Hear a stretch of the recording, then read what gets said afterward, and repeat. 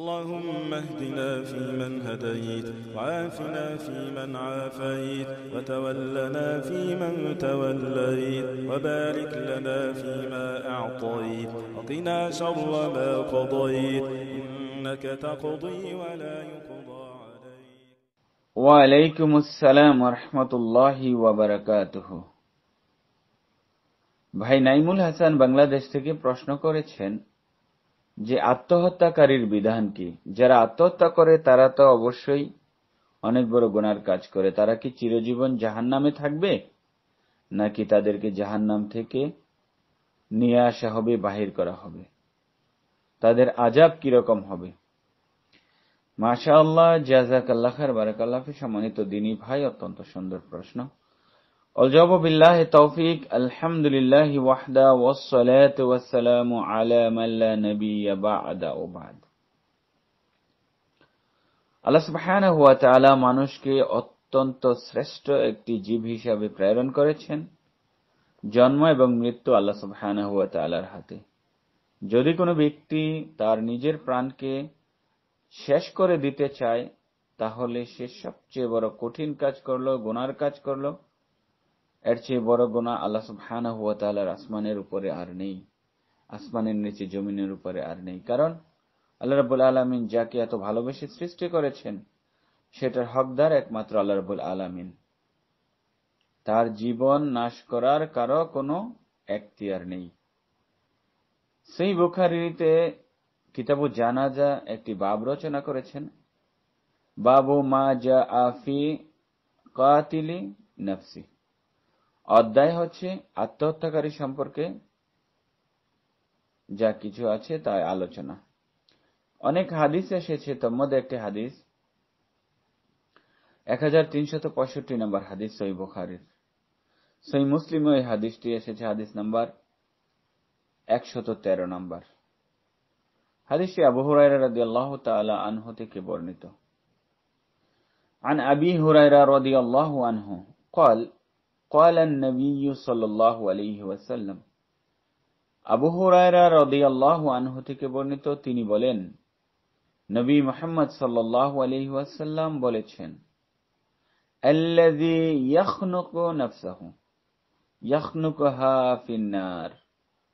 যে ব্যক্তি ফাঁস লাগিয়ে আত্মহত্যা করবে, সে জাহান্নামে অনুরূপভাবে নিজেকে ফাঁস লাগাতে থাকবে। আল্লাহ হাবিব সাল্লাল্লাহু আলাইহি ওয়াসাল্লাম আরো বলেন, ওয়াল্লাযী ইয়াতউনুহা ফিন্নার। আল্লাহ রাসূল সাল্লাল্লাহু আলাইহি ওয়াসাল্লাম বলেন, যে ব্যক্তি বর্শদ আঘাতে আত্মহত্যা করবে, মানে বর্শ বা ছুরিকাঘাতে নিজেকে আত্মহত্যা করবে, সে জাহান্নামে অনুরূপভাবে বর্শ দ্বারা বর্শবিদ্ধ করতে থাকবে।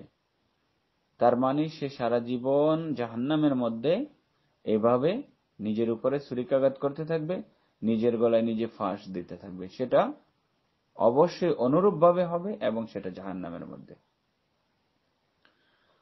বিভিন্ন হাদিস থেকে আলাদাভাবে এসেছে, যেমন পূর্ববর্তী জামানায় এক লোক ছিল, তার হাতের মধ্যে আঘাত লেগেছিলেন এবং সে ভীষণ যন্ত্রণায় ভুগছিলেন। সেই যন্ত্রণার কারণে সে সহ্য না করতে পেরে, কষ্ট তার সহ্য না হওয়াতে শেষ পর্যন্ত একটি ছুরি হাতে নিয়ে আঘাতপ্রাপ্ত করে হাতটিকে কেটে ফেলেন। যখন সে ব্যক্তি হাতটিকে কেটে ফেলে, রক্ত আর বন্ধ হয় না, সে মারা গেল। আল্লাহ সুবহানাহু ওয়া তাআলা বলেন, আমার বান্দা নিজেই তাড়াহুড়া করে, আমার বান্দা, আমার গোলাম নিজে তাড়াহুড়া করে তার জান বের করে দিল, আমি তার উপর জান্নাত হারাম করে দিয়েছি।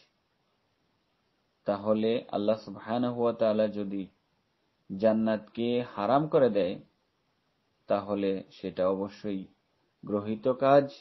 যে ব্যক্তি নিজের জান্নাতকে নিজে হারাম করে দিচ্ছে, সেই বুখারীর হাদিস, অধ্যায় ছিল আহাদিসুল আম্বিয়া, এই অধ্যায়তে এই হাদিসটি আছে।